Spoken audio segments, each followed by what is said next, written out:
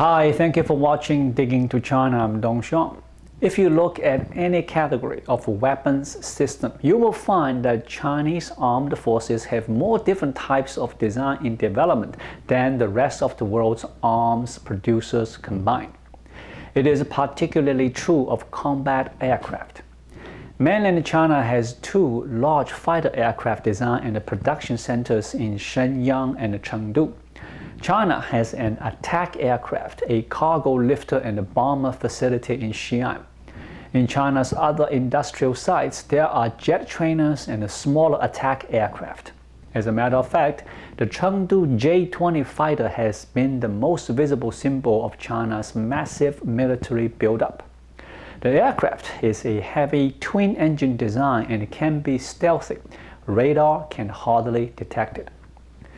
Much of what China knows about the building and the development of modern weapon systems, particularly aircraft, comes from the weapons it purchased from Russia since the late 1980s.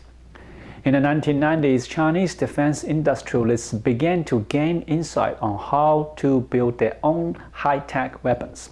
And since then, weapon sales from Moscow to Beijing boomed. Included in these weapon purchases were hundreds of Su-27Sk fighters, an export version of the base Russian Su-27 design, two-seat models, engines, radars, and other on-board systems that were essential to their operation. In 1996, Russia and China agreed to a contract for the licensed production for 200 of Su-27Sk models, renamed to J-11 in China Air Force, to be assembled at the Shenyang plant. The contract, however, was not completed and never will be. Having assembled 100 J-11 aircraft, only half of the contracted number they had pledged to build, Shenyang plant announced they were truncating production. Why? Because after years of building and studying Russian Su-27 fighter jets, Chinese had successfully reverse-engineered the aircraft and were ready to start building their own version called J-11B. Russians call it an illegal pirated design. Were Chinese engineers smart enough to reverse engineer something as complicated as a jet engine? Were Chinese technicians lucky to obtain technical know-how about building fighter aircraft? No, they had helpers, and the helpers are Ukrainians. The former Soviet Union had an impressive defense industry. It was dispersed geographically to support combat operations. It was scattered all over the USSR to reduce vulnerability. In other words, weapon production could not be destroyed by one airstrike. This policy was intelligent and strategic. Ukraine was chosen as a repository for production. Ukraine was also the location of design expertise for some of the major subsystem components that these advanced weapon systems required. For example, radars, electronic warfare, numerous aerodynamic weapon systems, air defense networks, repair and overhaul plants, and numerous other industrial sites were located all over Ukraine. These capacities were exactly what the People's Liberation Army required to support the many Russian weapons that they had acquired. Now, they had complete autonomy over the operation of these same weapons platforms. The ambition of the Russians was to make sure that the Chinese would come back to them for even the slightest changes or improvements for any weapon they had acquired from Moscow. And of course, the price was very steep. It drove the Chinese to move into Ukraine, to find as many partners as possible to develop their own defense sector, a defense sector built on Russian weapon design, which Ukraine knows so well. It was not in Russia's interest to provide these capabilities to Beijing, but Ukraine was eager to help. Asia-based military attaché said that Ukraine has long been suspected as a source of some command and control systems and other technology used in missiles. Ukrainian technicians have worked on a private basis inside China. Then, Beijing began purchasing Russian-designed subsystems produced in Ukraine. Ukrainian companies were also instrumental in supporting China to establish its own production and design enterprises for many of the same subsystems. It is not exaggerating to say that Ukraine is behind China's military modernization.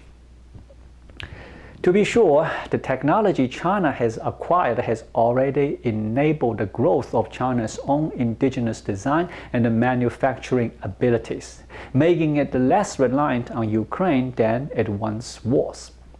Russia remains China's most important source of military technology. However, Moscow has not always provided its latest technology to China. On the contrary, China's rival South China Sea claimant Vietnam was able to obtain far more advanced kilo diesel-electric submarines from Russia over the past decade. Ukraine might have filled an important role for China, supplying products and technology that Russia was less keen to sell. Russia's invasion of Ukraine changes all that. Ukraine is frustrated over Beijing's growing ties with Moscow, and uncertainty over the shape of its post-war economy and government could threaten the relationship. Pressure from Washington has had a significant effect. The Ukrainian government confirmed last year that it would halt the takeover of Motor Sich by Chinese aerospace company Skyrism. Motor Sich is a local aircraft engine maker. The decision was due to U.S. concerns of forced technology transfers. For China, Ukraine war broke out in the worst possible time. Just a month ago, Xi Jinping and Putin signed a declaration that there are no limits to their friendship. Yet Putin did not seem to warn his Chinese new best friend an invasion was imminent, because Beijing did not evacuate its embassy or the Chinese citizens who are now struggling to escape Mr. Putin's tanks and bombs. Having positioned himself as Mr. Putin's closest friend, Xi Jinping is under immense pressure from the rest of the world to talk Mr. Putin out of the war. If he can't do so, it will highlight the limits of last month's strategic alignment. Beijing has refused to impose financial or other sanctions that have placed on Russia. But Chinese companies may have no choice but to comply with the Western sanctions anyway. This is especially true of Chinese banks. They may need to cut off some business with Russian counterparts to maintain their access to the far more important dollar and euro financial systems. In Europe, Mr. Xi's warm statement of friendship with Mr. Putin has left him in the crossfire as the European leaders take aim at the Kremlin. The timing couldn't be worse, as the Ukraine conflict now may dominate a China-European Union summit scheduled for April 1st. The summit was supposed to make progress toward a stalled bilateral investment deal. Many Chinese experts assume that the Communist Party regime plays a multi-dimensional chess while the rest of the world plays checkers. Perhaps not this time. Thank you for watching. Please leave a comment and subscribe to my channel. Just click the subscribe button right here. I'll see you again shortly.